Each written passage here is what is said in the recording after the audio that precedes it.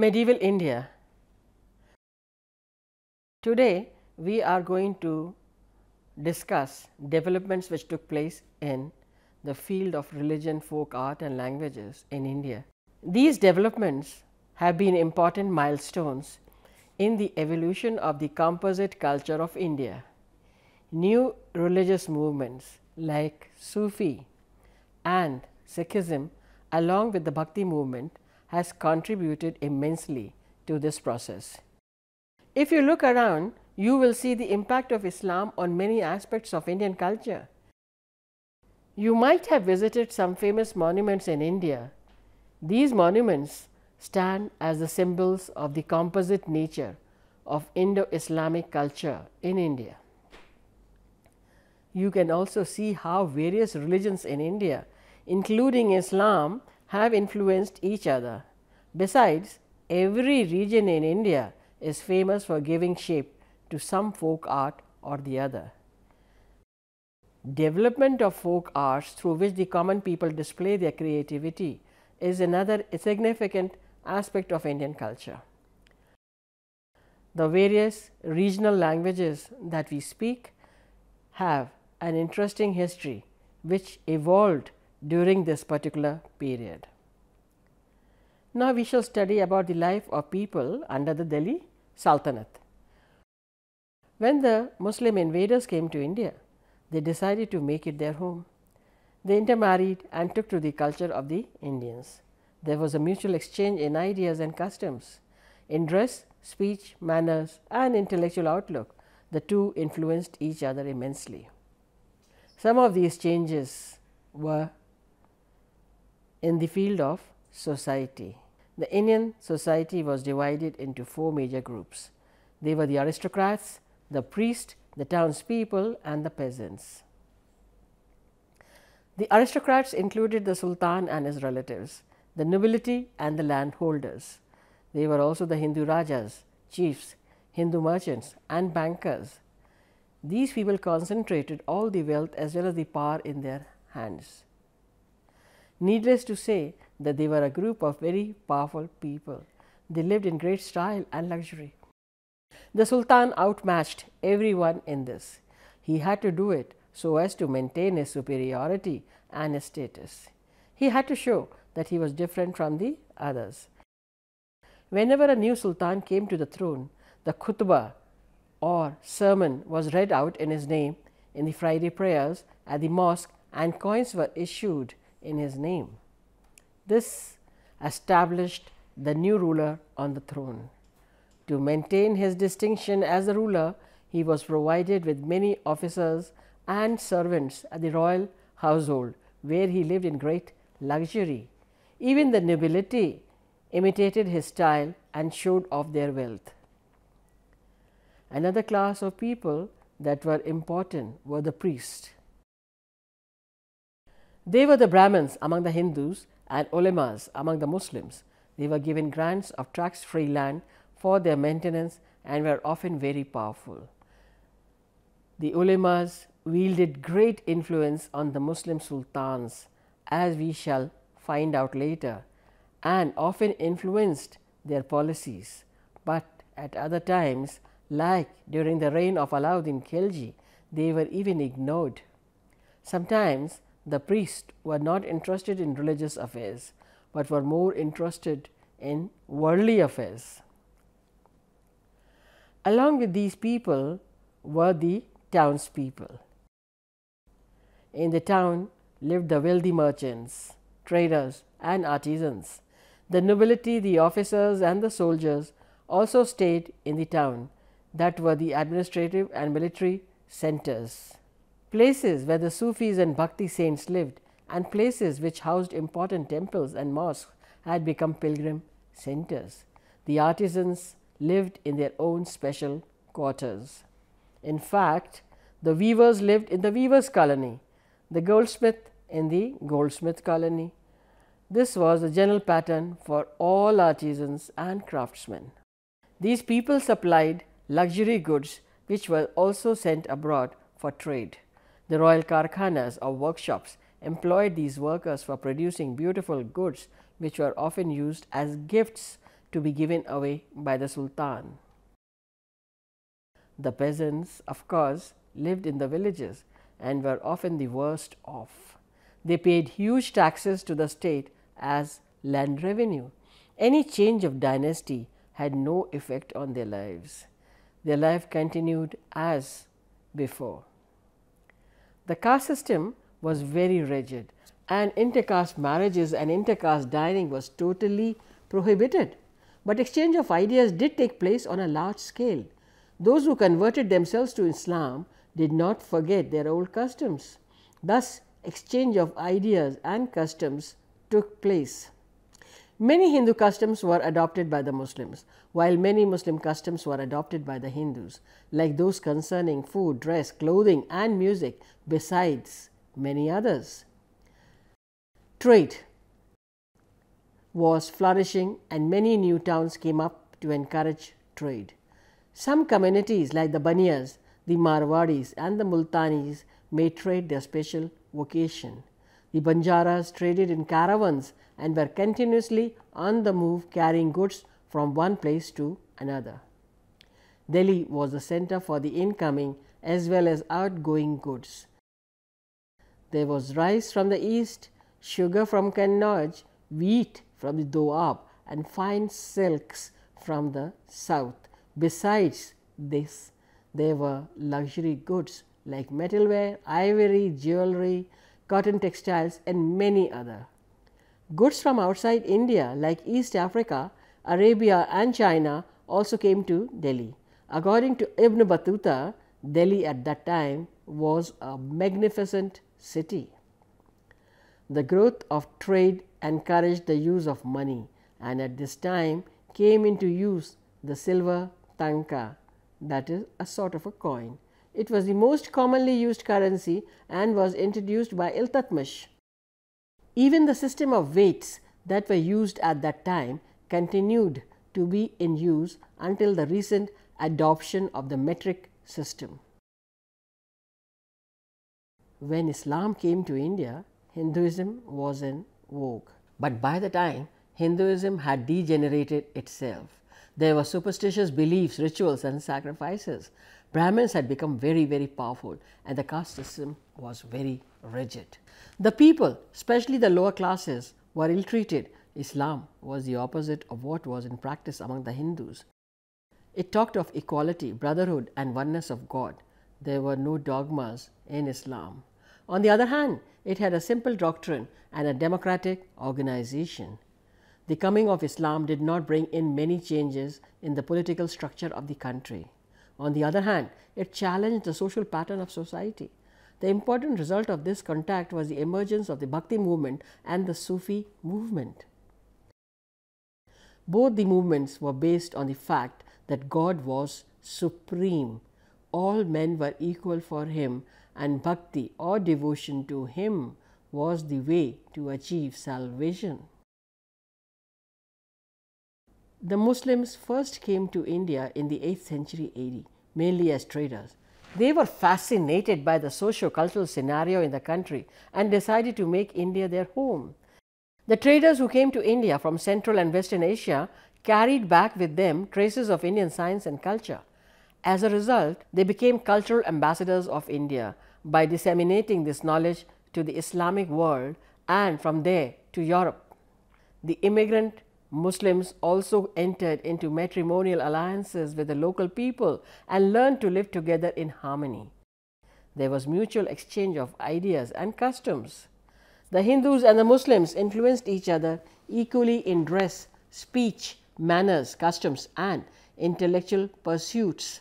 The Muslims also brought with them their religion, Islam, which had a deep impact on Indian society and culture. Let us find out more about Prophet Muhammad and Islam. Prophet Muhammad preached Islam in the 7th century AD in Arabia. He was born in AD 571 in the Quraysh tribe of Arabia. He migrated to Medina from Makkah in AD 622 and this marked the beginning of the Hijr era. According to the Muslim belief, Quran is the message of Allah revealed to Muhammad through his archangel Gabriel. It had been translated into several languages. The 5 fundamental principles of Islam were Tawheed, that is belief in Allah, Namaz or prayers 5 times a day, Roza, that is fasting in the month of Ramzan, Zakat, giving of alms to the poor, Hajj, pilgrimage to Mecca at least once in the lifetime. Prophet Muhammad's sayings are preserved in what is called the Hadith or Hadith. After his death, the caliphate was established. There were 4 pious caliphs. Islam talked of equality, brotherhood, and the existence of one God. Its arrival particularly made a profound impact on the traditional pattern of Indian society. The rise of both the Bhakti and the Sufi movement contributed immensely in this regard. Both the Bhakti and the Sufi movements believed that all humans are equal, God is supreme, and devotion to God is the only way to achieve salvation. Sufism is a common term used for Islamic mysticism. The Sufis were very liberal in their religious outlook. They believed in the essential unity of all religions. They preached spirituality through music and doctrines that professed union with God. Sufism originated in Iran and found a congenial atmosphere in India under the Turkish ruler. The sense of piety, tolerance, sympathy, concept of equality and friendly attitude attracted many Hindus, mostly from lower classes, to Islam. Sufi saints Nizamuddin Auliya, Fariduddin Ganj Shakhar were the pioneer Sufis who are still loved, respected and honored in India. The Sufis were also influenced by the Christian and Buddhist monks regarding the establishment of their khanqahs and dargahs. Khanqah is the institution, that is the abode of Sufis, set up by the Sufis in northern India, which took Islam deeper into the countryside. Mazars, that is tombs, and taqiyas, that is resting places of the Muslim saints, also became the centers for the propagation of Islamic ideas. They were patronized both by the aristocracy and the common people. The Sufis emphasized respect for all human beings. They were organized into religious orders or silsilas. These silsilas were named after their founders, such as Chishti, Surawardi, Qadi, Naqshbandis. According to Abul Fazl, the author of the Ain-e-Akbari, there were as many as 14 silsilas in India during the 16th century. Each order had its own khanqah, which served as a shelter for the Sufi saints and for destitutes, and later developed as a center of learning. Ajmer, Nagaur, and Ajudan or Patan, now in Pakistan, developed as important centers of Sufism. These also started the tradition of Piri Muridi, that is, teacher and the disciple. In order to attain a state of mystical ecstasy, the Sufis listened to poetry and music, Sama, which was originally in Persian but later switched to Hindavi or Hindustani. They preached the unity of God and self-surrender unto Him in almost the same way as the votaries of the Nirgun Bhakti movement did. Music attracts everybody, irrespective of language. Slowly, such music attracted the Hindus who started visiting the dargahs in large numbers. The Hindu impact on Sufism also became visible in the form of siddhas and yogic postures. Now, let us look into the political background during this period. The rulers of Delhi, who ruled from 1206 to 90, were Mamluk Turks. They were followed by the Khaljis, the Tughlaqs, the Sayyids, and the Lodhis, who ruled northern India from Delhi till 1526. All these rulers were called sultans. A sultan was supposed to rule over a territory on behalf of the Khalifa or Caliph, who was considered to be the spiritual and temporal head of the Muslims. Both the names of the Khalifa and the Sultan used to be read in the khutbah, that is, the Friday prayers by the local imams. In 1526, the Delhi Sultans were replaced by the Mughals, who initially ruled from Agra and later from Delhi till 1707 AD. Thereafter, the Mughal rule continuously started declining till 1857, when the revolt of 1857 took place and Bahadur Shah II was sent to Burma. When the dynasty ultimately came to an end, the Mughals did not ask for any investiture, but continued to send presents to the Khalifas. They also got the khutbah read in their own names. However, Sher Shah, a local Afghan ruler, challenged the Mughal rule, Humayun, and kept him away from the throne of Delhi for about 15 years, that is from 1540 to about 1555. Sher Shah's reign stands out far more outstanding achievements. Among these was the construction of several roads, the most important being Sadak-e-Azam, or the Grand Trunk Road, extending from Sonargaon, which is now in Bangladesh, to Attock, now in Pakistan, and runs through Delhi, very famously known as the GT Karnal Road, and Agra, a distance of 1500 kos. The other roads were from Agra to Burhanpur, Agra to Marwar, and from Lahore to Multan. He struck beautiful coins in gold, silver, and copper, which were imitated by the Mughal kings. The Mughal Emperor Akbar, who ruled from 1556 to 1605, was a great ruler in the history of India. He made a sincere effort to foster harmony among his subjects by discouraging racial, religious, and cultural biases. He tried to develop friendly relations with the Hindus.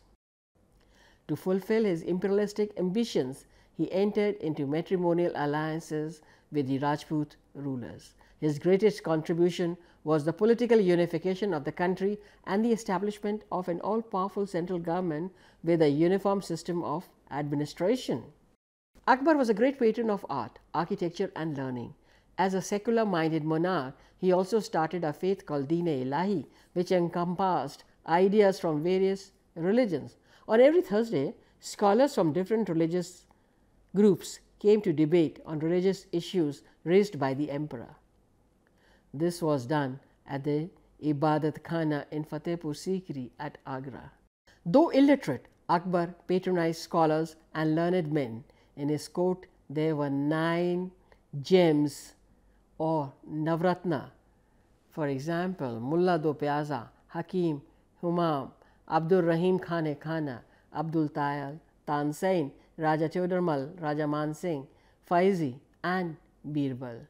Akbar's policy of liberalism and tolerance was continued by his successors Jahangir and Shah Jahan. However, this policy was abandoned by Aurangzeb. Aurangzeb's short-sighted policies and endless wars in different parts of the country, especially in South India, resulted in the disintegration of the Mughal Empire. The rise of the Marathas in the south, the invasions of Nadir Shah and Ahmad Shah Abdali, unrest among the nobility in the court, and the rise of the Sikhs in northwestern India destroyed whatever was left of the Mughal power. Economically, India was still the biggest exporter in the world and had great wealth, but it was left far behind in the process of modernization. It was in the field of art and architecture that the rulers of this period took a keen interest. The composite cultural characteristics of the medieval period is simply witnessed in these fields. A new style of architecture known as the Indo-Islamic style was born out of this fusion. The distinctive features of the Indo-Islamic architecture were the dome, lofty towers or minarets, arch, and the vault. The Mughal rulers were great lovers of nature. They took pleasure in spending their time in building beautiful forts and gardens. The famous Mughal gardens like the Shalimar Bagh and the Nishat Bagh are important elements of our cultural heritage. There were waterways and fountains crisscrossing these gardens, and finally there were gardens with stages or levels. The water, while cascading from one stage to another, was made to fall in small streamlets with lamps lit behind them, making the water shimmer and lend a special charm to the whole atmosphere. It could also be made to flow over a chiseled and sloping slab, so that the water flowing over it shimmered. The best example of this type of garden is the Shalimar Gardens of Lahore, which is now in Pakistan. The Lahore garden has 3 stages, but a better example can be seen in India at Pinjore Gardens, situated on the Chandigarh Kalka Road, where we have a 7-stage garden. This impressed the British so much that they created a 3-stage garden in the Viceregal Lodge, now the Rashtrapati Bhavan in New Delhi. It was in these very lines that the famous Brindavan Gardens in Mysore were built in the 20th century. The Petra Dura or coloured stone inlay work on marble became very popular in these days of Shah Jahan, and the finest examples of this type of work are available in the Red Fort in Delhi and the Taj Mahal at Agra. Besides the structures within the Fatehpur Sikri complex, the forts at Agra and Lahore and the Shahi Mosque in Delhi are an important part of our heritage. During this period, mosques, tombs of kings and dargahs came to dominate the landscape. Another aspect of art which is of great importance to us is connected with numismatic, that is, the study of coins, which is a major source of information for any period in history. The coins of Muslim kings are valuable in history. Their designs, calligraphy and mint marks give us plenty of interesting information on this period. From the royal titles, the name and place of minting, we can find out the extent of the monarch's kingdom as well as his status. Muhammad Tughlaq's coins were minted at Delhi, Daulatabad and several other provincial capitals, and had at least 25 different varieties. Some of the legends found on the coins are quite interesting. The warrior in the cause of God and he who obeys the Sultan obeys the compassionate are a few examples.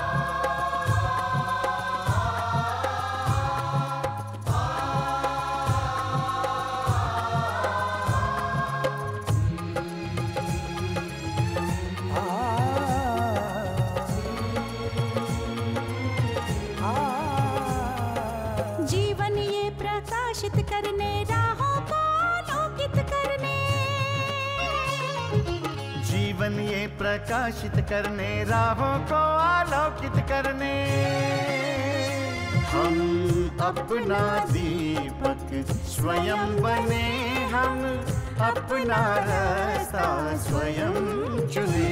हम अपना दीपक स्वयं बने, हम अपना रास्ता स्वयं चुने। जीवन ये प्रकाशित करने राहों को आलोकित करने।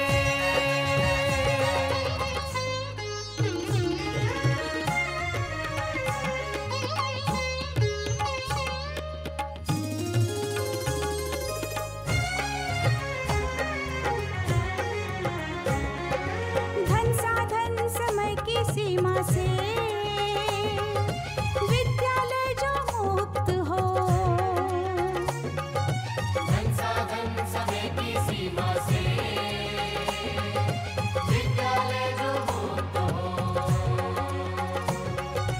कभी पढ़े हम कहीं पढ़े, वे विषय की लोच से युक्त हो।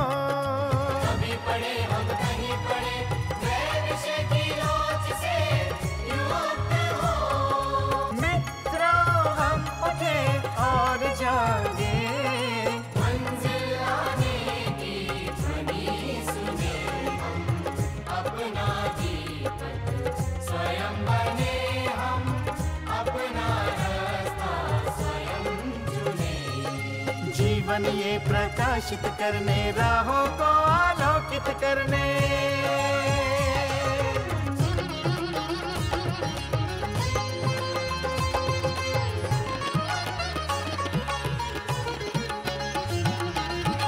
राष्ट्रीय मुक्त विद्यालय का है द्वार खुला सबकी खातिर।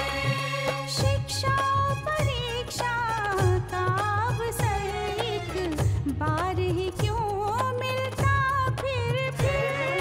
शिक्षा और परीक्षा का अवसर एक बार ही क्यों मिलता फिर।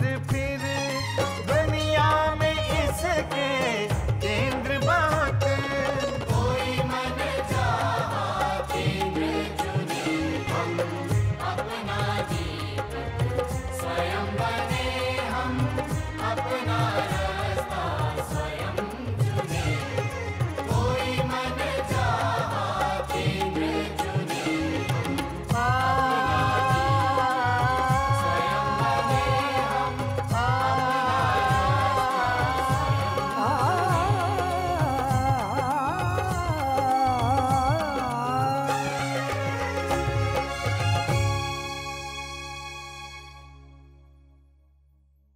हिंदुस्तान के हर कोने में नौजवानों के पास प्रतिभा है, उन्हें अवसर चाहिए। NIOS देता रहा है युवाओं को अवसर आगे बढ़ने का। NIOS से पढ़ने वाले इन युवाओं ने किया है संस्थान को गौरवान्वित। दिव्यांगों ने बन के दिखाया है सबल और आत्मनिर्भर। NIOS के साथ आप भी जुड़िए NIOS के संग।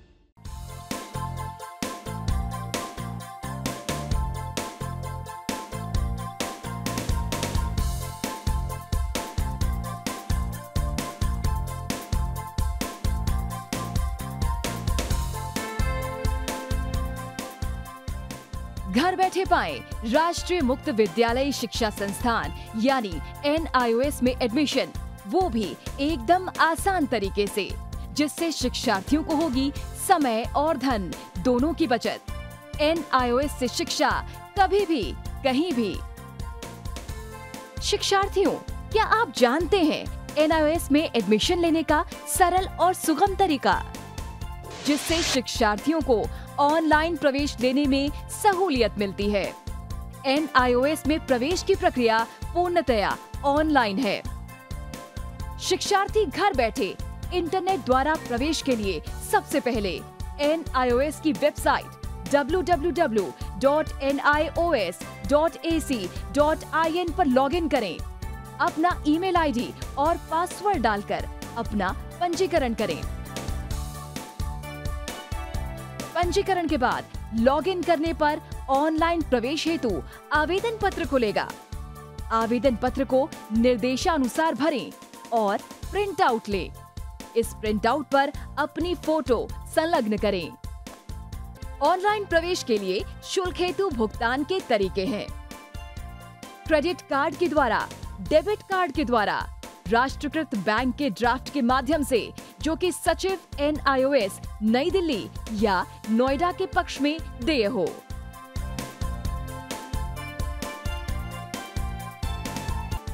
Online on time for safe and secure admission.